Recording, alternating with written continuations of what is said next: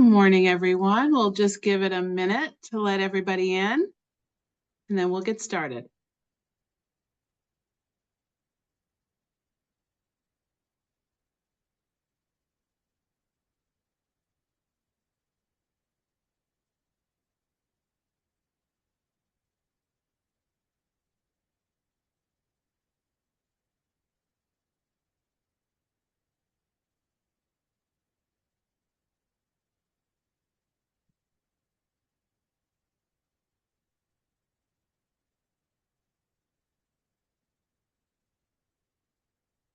All right, I think we're going to get started. And so I want to say welcome to everyone. Welcome to Thinking Differently today. I'm Jill Feldman. I'm the Director of Strategic HR Solutions at Catapult. And joining me today is my colleague, Shannon Leonida, our recruiting team lead. Good morning. Shannon leads a team of experienced recruiters who've been helping our members with full cycle recruiting and recruitment process outsourcing services for over 20 years.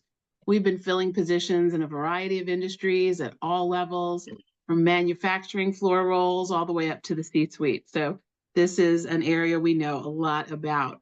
And our topic today is rethinking recruitment, how to attract and retain top talent. This is a topic we hear about all the time from our members. In my 14 years with Catapult, it seems like the topic of finding talent is always at the top of every HR professional's list. It's probably why you're all here today. And so we're so glad you joined us. Before we get started, just a few housekeeping items for you.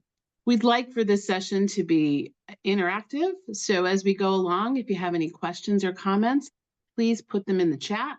We may address some of your questions during the program as time allows, but we will leave time at the end as well. If we're not able to get to all of your questions during the session, we will connect with you directly after the program.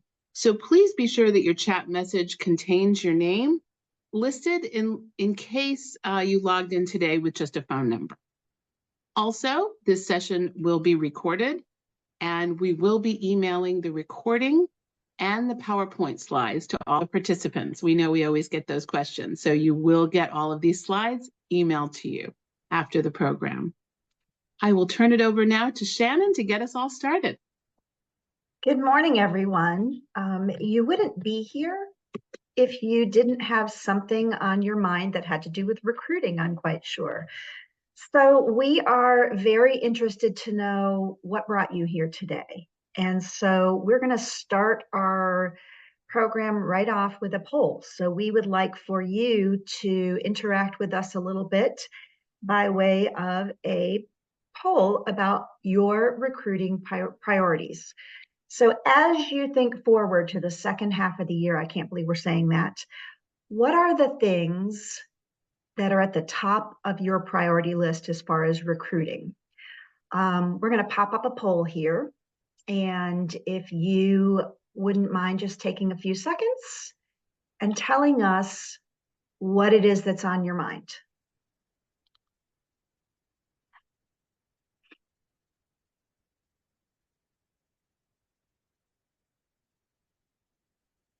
Give it another couple minutes here so that everybody has an opportunity to participate.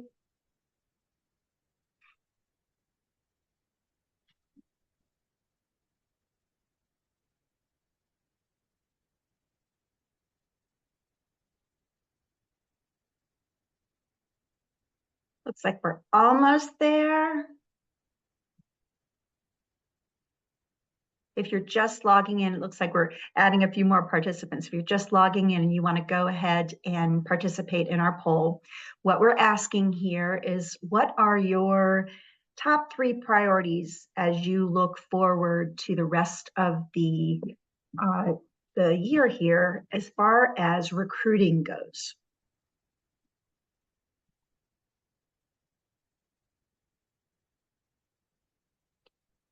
All right, it looks like almost everyone has submitted their answers. So we'll go ahead and have a look at our results here.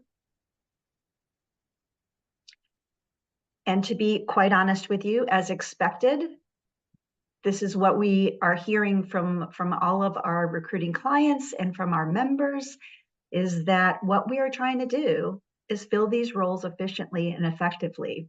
I did see somebody that noted something else. If you wouldn't mind just popping that in the chat, so that perhaps if it's something that's interesting to share with the group, we could do that in our follow-up email. But we are really here today to, I'm gonna stop sharing that. We're really here today to talk about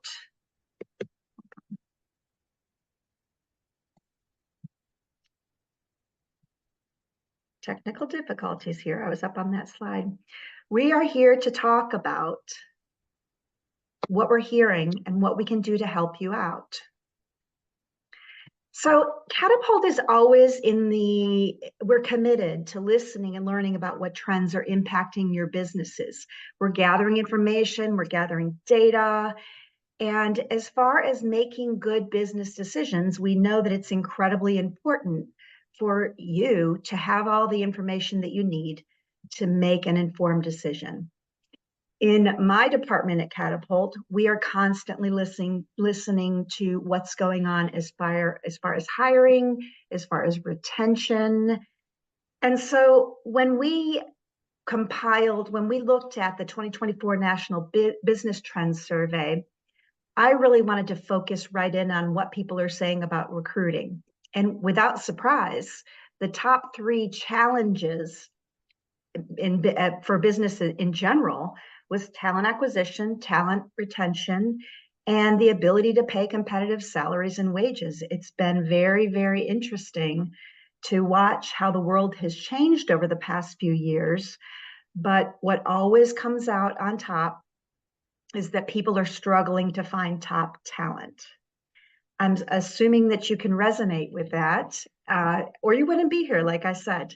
One of the things that I definitely want you to know is that all of this information is available to you through our member hub, which is available to every member through the website. So if you want to hear more about what people are saying, be sure to go in there and check that out. But we took this from the 2024 National Business Trends Survey. Again, great information. We'll talk a little bit more about different sources to help you make informed decisions. But I think the one thing we need to address right away is that we know that talent challenges are not alike for every employer. So where do you sit? Are you in a rural area? Are you in the middle of Charlotte or Raleigh or Columbia, South Carolina? Where are you? That can that can impact very much the amount of talent or the level of talent that you have. What kind of trends are happening? We are working with some organizations that still have some mergers and moving of manufacturing sites and things like that are impacting both layoffs and trying to fill those new positions in new locations. As far as economic factors, inflation is high on everyone's list of concerns, budget constraints, rising salaries, all of those different things that are impacting organizations in an economic way. Changing technology.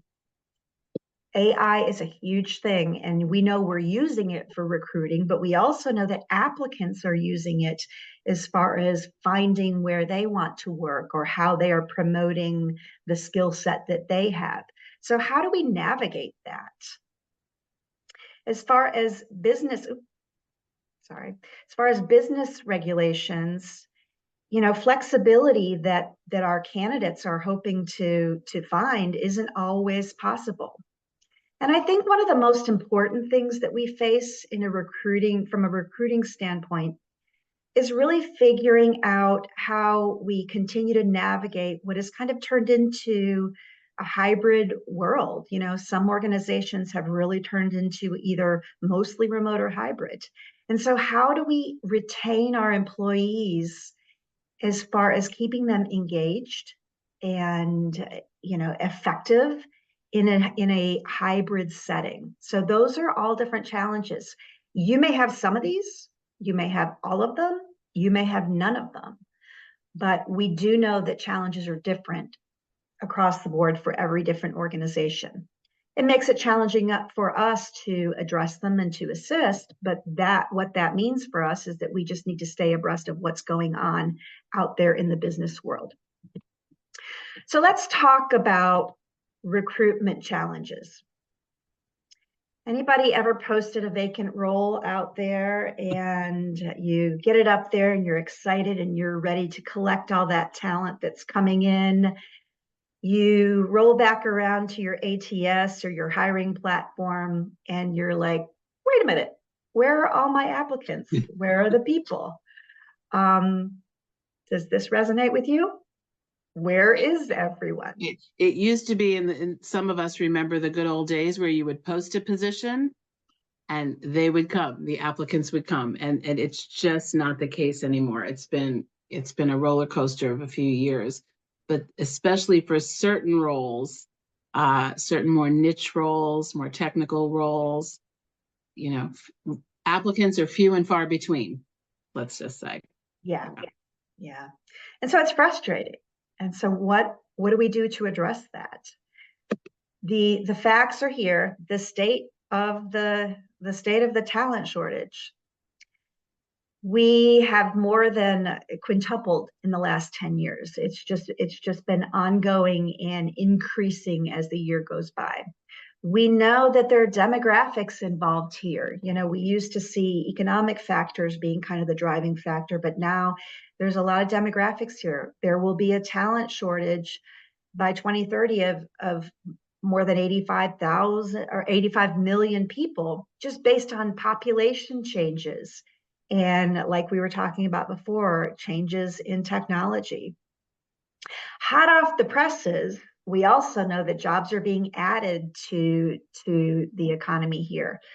In June, over 200,000 jobs were added to the economy, and it's close to the average. I mean, the average of the rolling 12-month average is over 220,000. So that's what we're trying to keep up with here. Unemployment is still relatively low. Again, kind of hovering over that 4% mark, 4.1 in June. I think it was about 3.8 a couple of months ago. That has remained relatively stable in the first half of the year.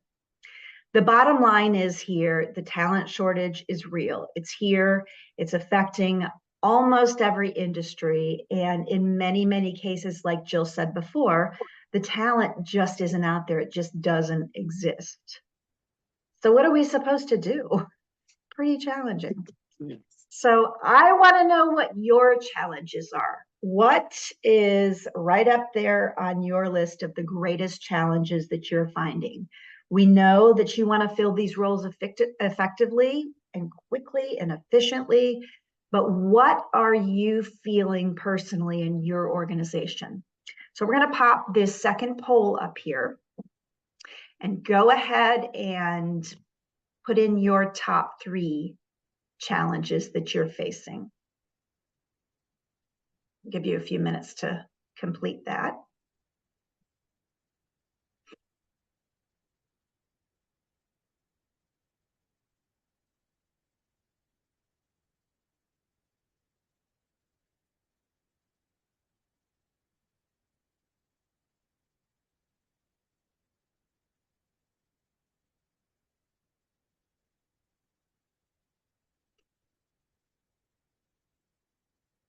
A few more to participate here, and then we'll talk about what we're seeing.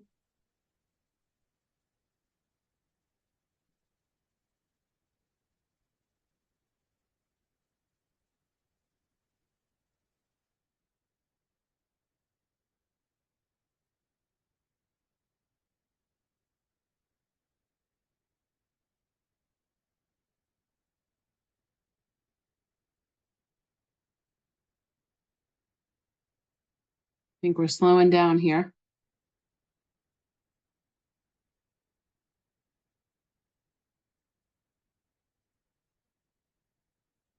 Share now. It looks to me like we're seeing lack of qualified applicants and rising wage expectations. Not a surprise.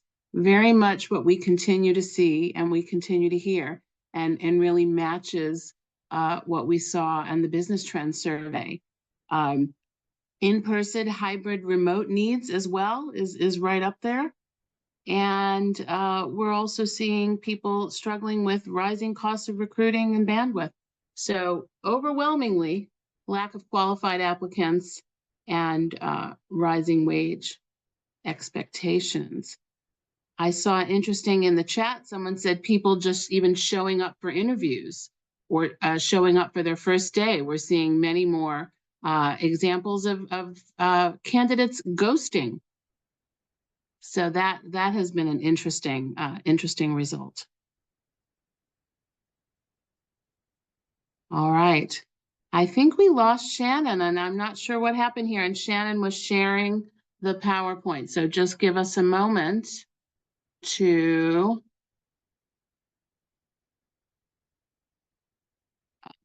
reshare this PowerPoint. Joni, are you able to share the PowerPoint?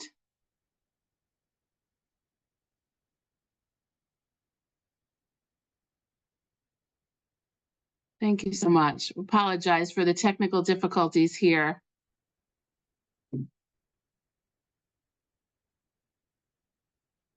We seem to have lost Shannon.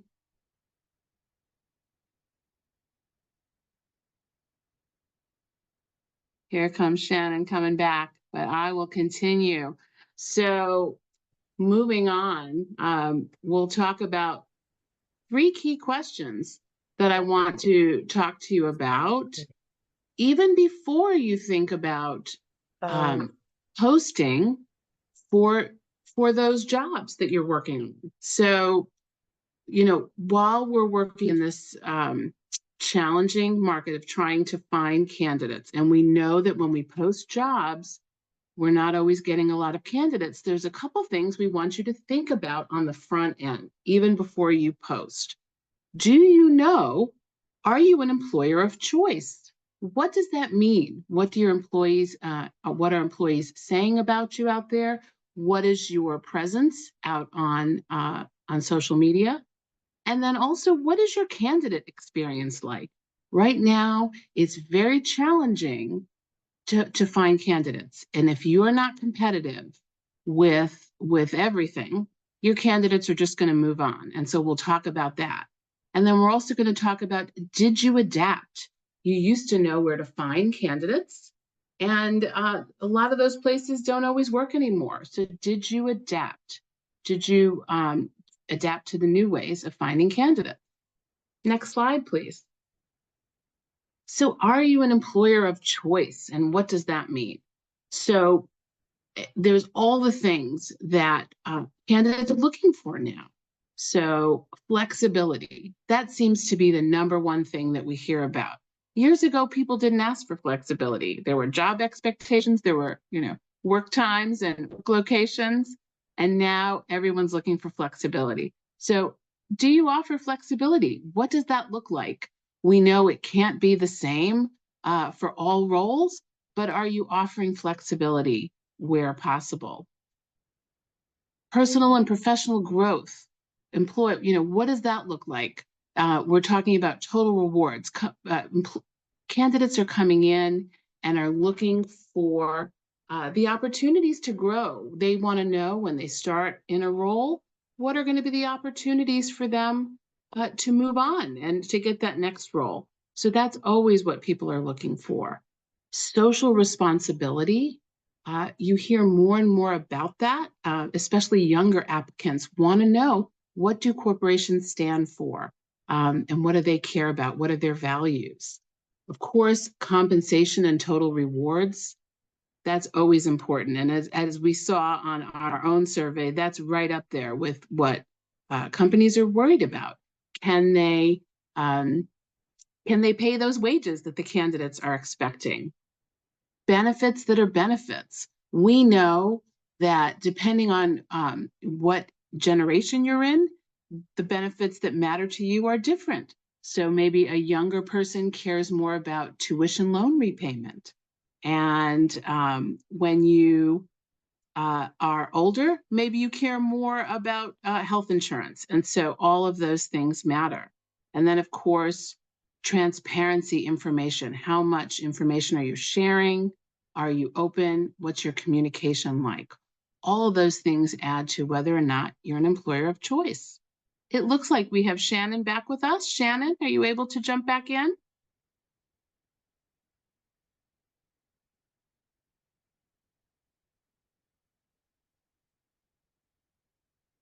Shannon, I'm not sure if you're on mute.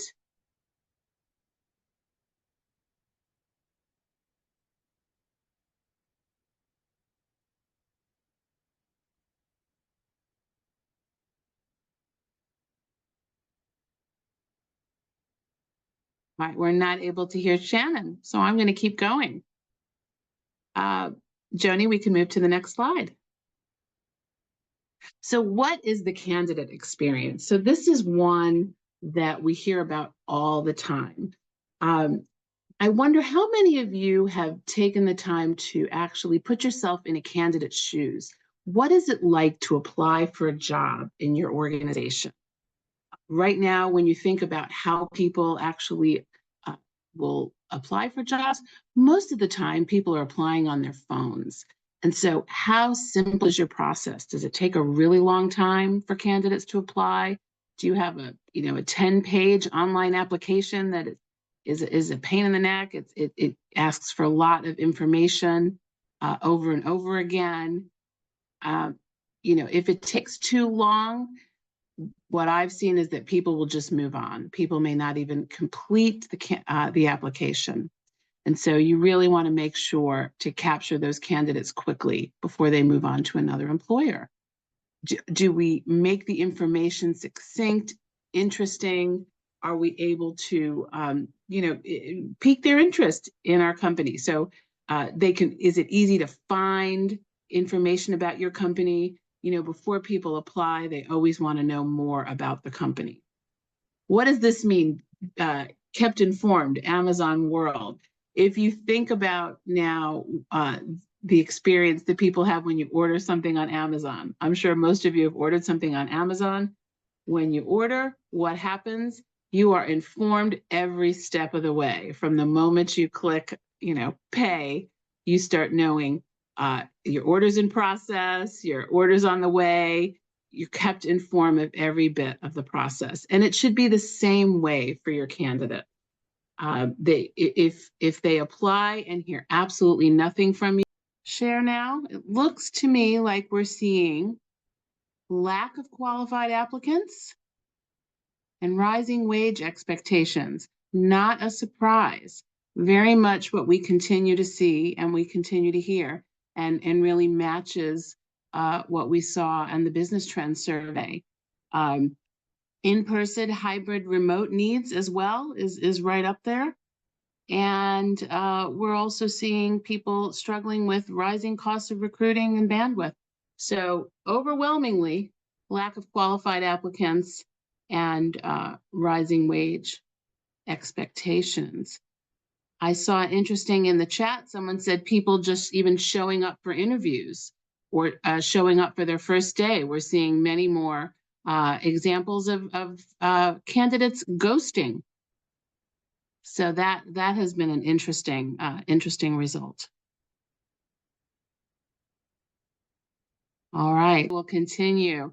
So moving on, we'll talk about 3 key questions that I want to talk to you about, even before you think about posting for those jobs that you're working on. So, while we're working in this challenging market of trying to find candidates, and we know that when we post jobs, we're not always getting a lot of candidates, there's a couple things we want you to think about on the front end, even before you post.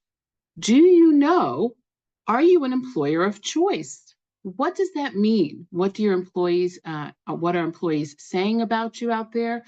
What is your presence out on social media? And then also, what is your candidate experience like? Right now, it's very challenging to find candidates. And if you are not competitive with everything, your candidates are just going to move on. And so we'll talk about that. And then we're also going to talk about, did you adapt? You used to know where to find candidates, and a lot of those places don't always work anymore. So did you adapt? Did you adapt to the new ways of finding candidates? Next slide, please. So are you an employer of choice? And what does that mean? So there's all the things that candidates are looking for now. So flexibility, that seems to be the number one thing that we hear about. Years ago, people didn't ask for flexibility. There were job expectations, there were, work times and work locations, and now everyone's looking for flexibility. So do you offer flexibility? What does that look like? We know it can't be the same for all roles, but are you offering flexibility where possible?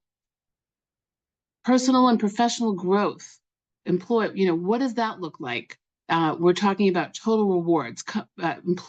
Candidates are coming in and are looking for the opportunities to grow. They want to know when they start in a role, what are going to be the opportunities for them to move on and to get that next role. So that's always what people are looking for. Social responsibility. You hear more and more about that, especially younger applicants want to know, what do corporations stand for? And what do they care about? What are their values? Of course, compensation and total rewards, that's always important. And as we saw on our own survey, that's right up there with what companies are worried about. Can they pay those wages that the candidates are expecting? Benefits that are benefits. We know that depending on what generation you're in, the benefits that matter to you are different. So maybe a younger person cares more about tuition loan repayment. And when you are older, maybe you care more about health insurance. And so all of those things matter. And then, of course, transparency information. How much information are you sharing? Are you open? What's your communication like? All of those things add to whether or not you're an employer of choice. It looks like we have Shannon back with us. Shannon, are you able to jump back in?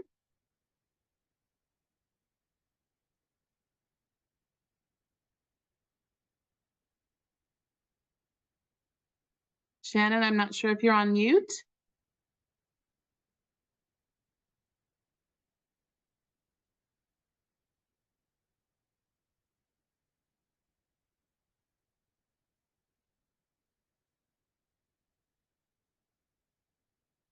All right, we're not able to hear Shannon, so I'm going to keep going. Joni, we can move to the next slide. So what is the candidate experience? So this is one that we hear about all the time. I wonder how many of you have taken the time to actually put yourself in a candidate's shoes. What is it like to apply for a job in your organization?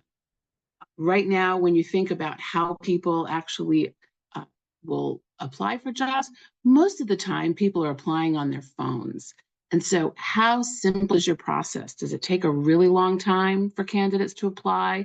Do you have a 10-page online application that is a pain in the neck? It asks for a lot of information over and over again. If it takes too long, what I've seen is that people will just move on. People may not even complete the application. And so you really want to make sure to capture those candidates quickly before they move on to another employer. Do we make the information succinct, interesting? Are we able to, pique their interest in our company? So is it easy to find information about your company? Before people apply, they always want to know more about the company. What does this mean? Kept informed, Amazon world. If you think about now the experience that people have when you order something on Amazon, I'm sure most of you have ordered something on Amazon. When you order, what happens? You are informed every step of the way. From the moment you click, pay, you start knowing your orders in process, your orders on the way. You're kept informed of every bit of the process. And it should be the same way for your candidate. If they apply and hear absolutely nothing from you, if you are ghosting your candidates, then that, is not a great experience for them. And so just thinking about those kinds of things, making sure you're keeping in touch with them, even if they're not right for this role, maybe there's another role for them. So you want to always give them that great impression of your company. Make sure your interview process is quickly completed. I have worked with companies, I know our recruiters have as well, where they have these very long, cumbersome interview processes that take weeks and weeks. And I always say it's so important to to move quickly, because people now, while they're interviewing for your jobs, may also be interviewing for 3 other jobs at the same time. And sometimes it's the one that gets to them first and makes that job offer that will be the ones that they move forward with. So if you take too long, I'm sure you've all had that experience where you lose a candidate. And so please, whatever you do, make sure that that doesn't happen. And of course, make sure your interviewers are prepared. What does that mean? They know the right kind of questions. They're ready for those candidate interviews, because those are going to be, again, the first impressions that these candidates get, making sure that they are prepared for those interviews. Next slide. Jill, I am back now. Well, welcome back. We absolutely can. So happy to see your face and hear your voice. Ironic that we're talking about being prepared and adapting and all of those different things. And technology problems. Absolutely. Well, take it away, Shannon. So I apologize for that. I don't know what happened all of a sudden. They were trying to re-enter me back into the Zoom, but I would just like to kind of reiterate what Jill just said about that candidate experience. And I had the pleasure of talking with my young adult child this morning about an onboarding experience. He's going through and doing all of his information, his I-9s and all of that after a very, very, very long application process. Clicks the button. He's like, oh, it saved all my information. I don't have to re-enter it and all that. And so the young workforce today has this expectation that things are going to happen quickly and smoothly. So just to kind of reiterate what Jill said. Oh, Shannon. Shannon, I think you're having challenges with your connection today. So I'm going to continue on, and then Shannon, jump in if you come on back. So did you adapt is another question. We said you knew where to find candidates in the old days, but recruiting strategies that you've used in the past may not work right now and probably won't in the future. Again, because of those demographic shifts, there just aren't as many candidates out there. And so you really have to change the way you do recruiting. You have to be more strategic for each and every role that you have, and maybe have different strategies for finding candidates for different kinds of roles. And so that's just really key. Next slide, please. And so that's the title of our program today, Thinking Differently About Recruiting. And so what does thinking differently mean?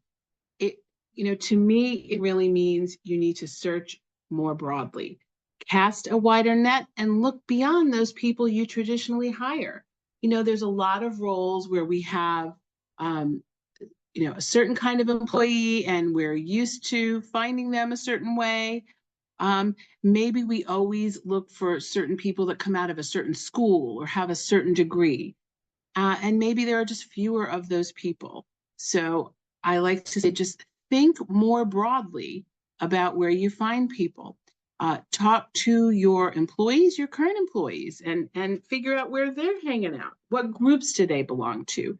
Really think differently about where you're going to find those people. And so again, looking at outside groups, different professional groups. Maybe if you always hire people that are very experienced for a role, maybe look at thinking about some more entry-level roles that can be trained up. Really, this is just really key to just not getting stuck in those same ways of doing things. Next slide. So what does this mean for my organization? What does this mean for you? And what can you do where we are? You know, knowing that it is so difficult now and that you're not always going to be able to find those candidates the way you always did. So some of the things that we talk about are just thinking about setting a realistic recruiting budget based on current data. So what does that mean? It may mean that certain jobs you might be able to find very easily. There are still certain jobs that you can post and you do get a lot of candidates. And so maybe you don't have to set a recruiting, a high budget for those kinds of roles. For example, if you're using Indeed as one of your sources, you can set a budget on Indeed for how much you want to spend. And we can spend a lot of time talking about Indeed, but you're able to set a budget, how much you want to spend. Of course, the more you spend, the wider the reach. And so for certain roles where you know you're going to be challenged to find candidates, more niche types of roles, you're probably going to have to spend a little bit more money. You're going to have to spend a little bit more on posting. Maybe you'll have to post in professional association job boards and other places where you're going to connect with those types of candidates. So really being strategic on how you set that budget for the roles and focus your budget where those dollars will matter, where you can really get the most from that spend. Of course, stay connected to professional organizations, educational groups, online resources. Think of, again, where those candidates are hanging out. Where are they? Is it a LinkedIn group? Is it a professional organization? Get connected, find out what those organizations are. Again, talk to your current employees. They are a wealth of knowledge about where to find other people just like them with their skills. Another thing that's so important to think about is really understanding your online presence. What are people saying about you? So understanding what your employees are saying out there, regularly checking your online presence, checking Glassdoor. How many of you have actually looked at Glassdoor to see what kind of reviews are out there about your company?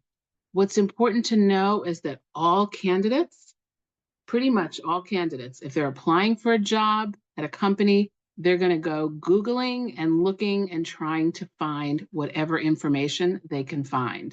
And so you want to make sure you know what's out there. You don't want to hear about that in an interview. You want to understand what's going on. So it's important to be aware of what's out there. Of course, that all goes to marketing and investing in your branding and keeping it current. What does your LinkedIn page look like? Again, think about where candidates may go to get that information. They're going to check out your website. They're going to check out your LinkedIn page, Glassdoor. Make sure your branding looks nice. Partner with your marketing team to make sure when you have job postings and you're posting on things like LinkedIn that it looks nice and you look like a company, an employer of choice where people are going to want to work. So regularly check that presence. It can change in an instant. Next slide, please. So this one we talk a lot about. Are your candidate expectations realistic? What does that mean?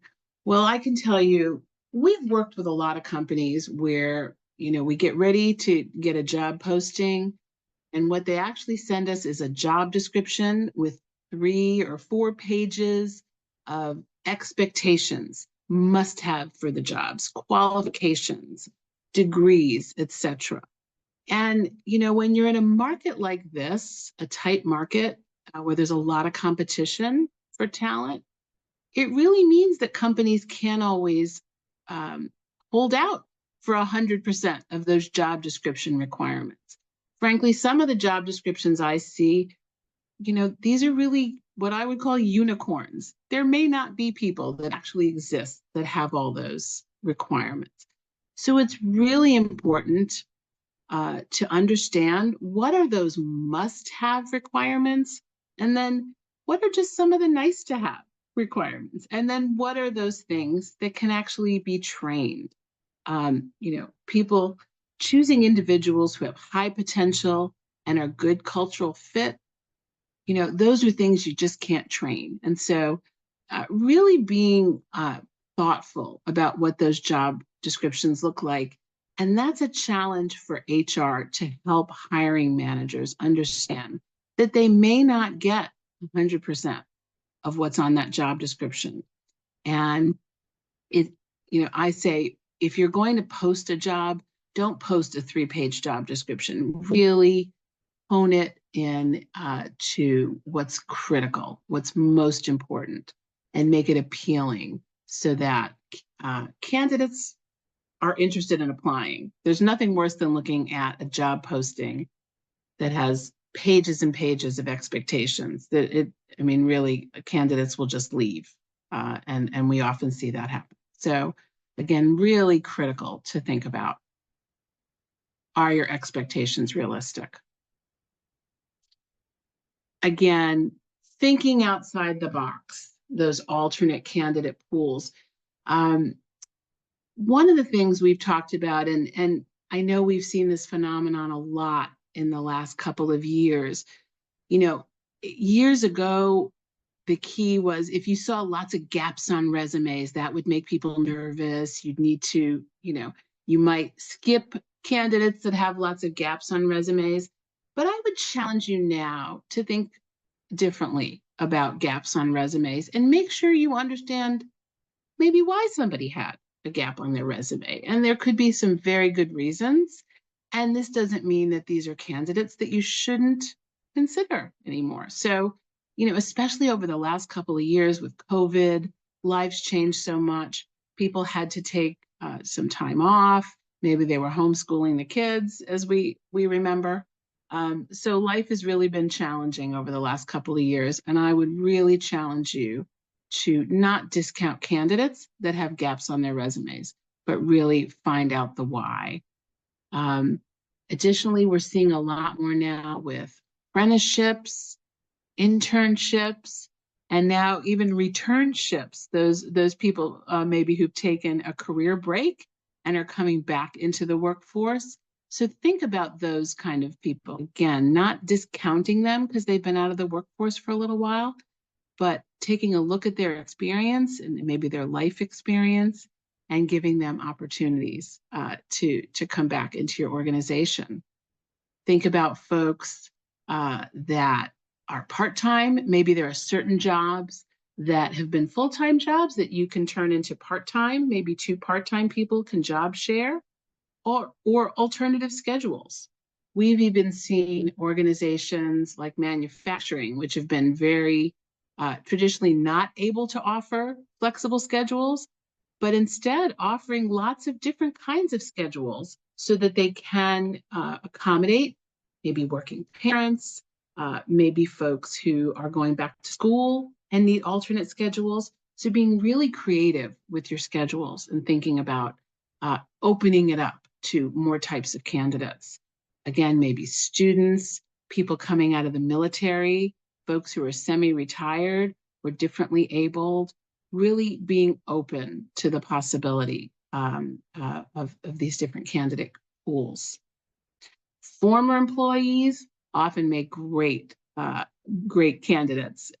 Sometimes the grass is not always greener when they leave to go to other jobs. And so sometimes you want to keep in good touch and in keep positive relationships with former employees because they may come back again.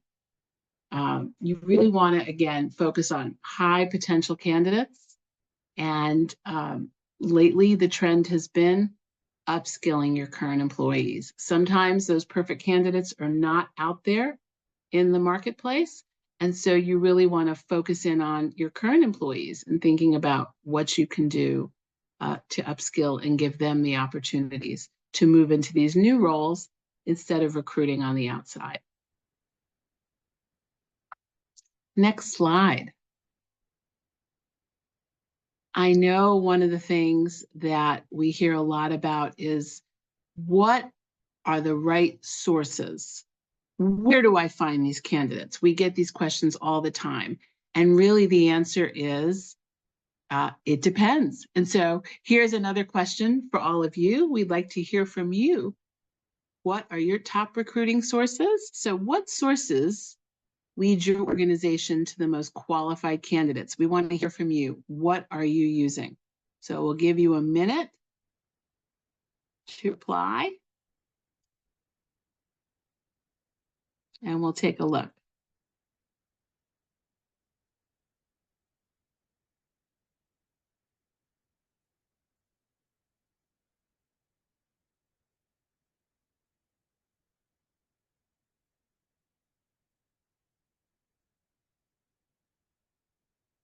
All right, let's see.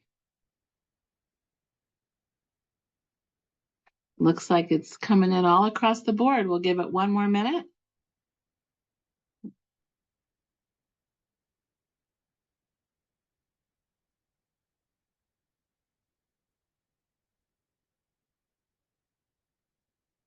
Wow, it's a little bit of everything here.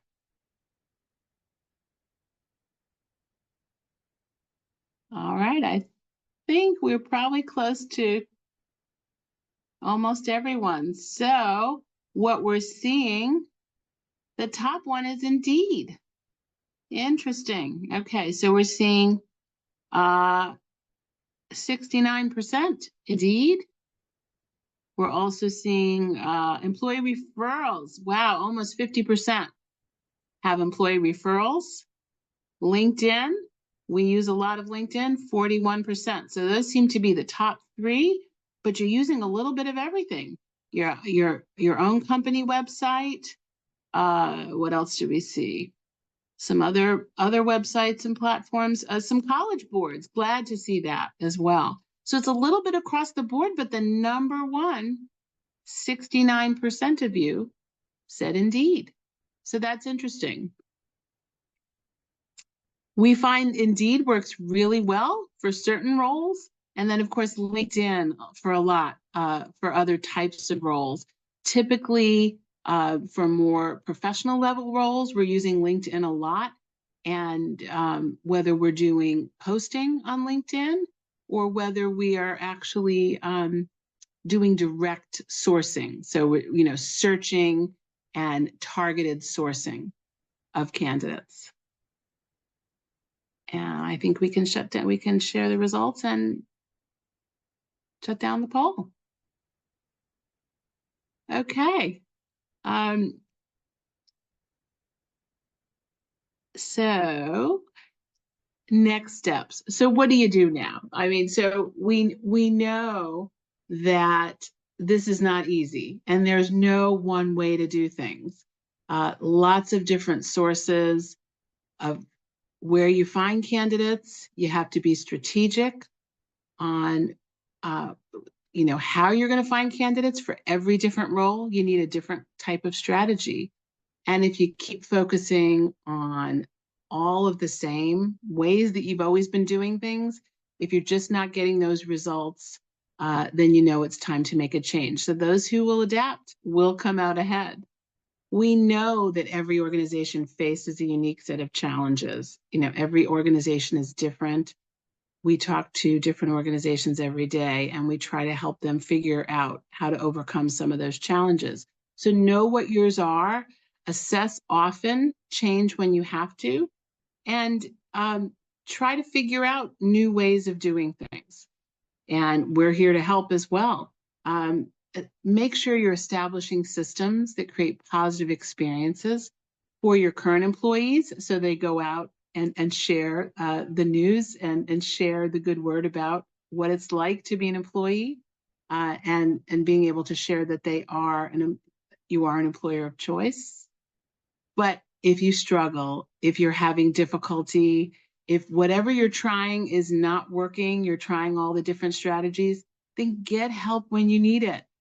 That's exactly what we're here for. And we're here to help you, whether you need help filling positions and you want to work with us, or if you just want to talk strategy, just give us a call. Shannon and I are very happy to talk with you about some of the things we've learned and how we've helped other organizations in your place. So really don't go it alone if you don't have to. Next slide. And that's really the end of our program. So for more information, again, here's our information. So Shannon, our recruiting team lead, who unfortunately her technology was not working today, but she is happy to talk with you, and please feel free to reach out to her or to me anytime. We can talk to you either about helping you fill roles or just, again, about strategy to help your organization with what are some other things you can try to fill those roles. And I want to see if there are any questions we have. So I want to open it up. We did have a question about interview template. So I see we have a question. Do you have any interview question templates? And absolutely, we do have lots of sample interview questions. We have some available on the hub for our members, but happy to reach out to you directly and send you some samples. We've got all different types of templates, especially behavioral-based interview questions, which I always like to use. We've got some great templates for that. So we're very happy to share those with you. Are there any other questions?